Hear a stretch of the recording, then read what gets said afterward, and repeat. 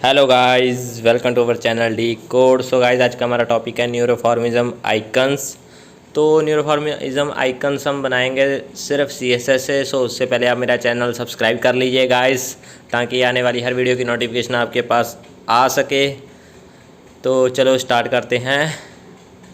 तो मैं अपना VS कोड ओपन करता हूँ। यहाँ मैंने ना आइकन्स का जो अपने हर्ट वाले आइकन्स है उसका लिंक मैंने ये पहले ही ऐड कर रखा है, तो आप यही कॉपी कर लीजिए same to same.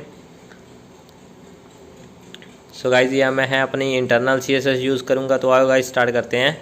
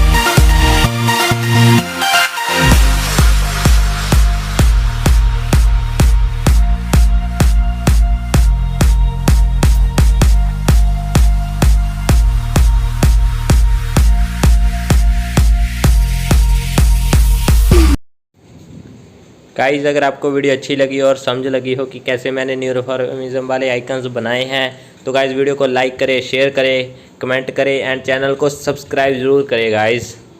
Thank you guys.